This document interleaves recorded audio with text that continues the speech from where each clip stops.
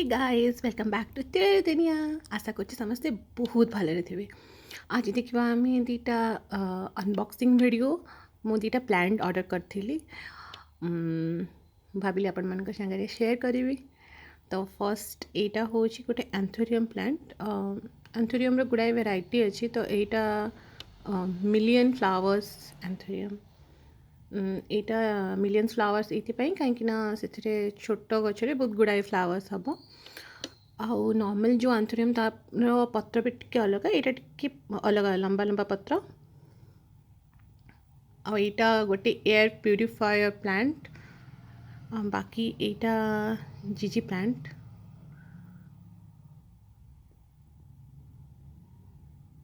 जीजी गोटे indoor plant and dark flower in the sense dark place रे इटा बढ़ी पार। बट हाँ आम सब गछ को इनडायरेक्ट सनलाइट जदि दे पार तेज बहुत भल, डायरेक्ट देले भी भल। Bye bye.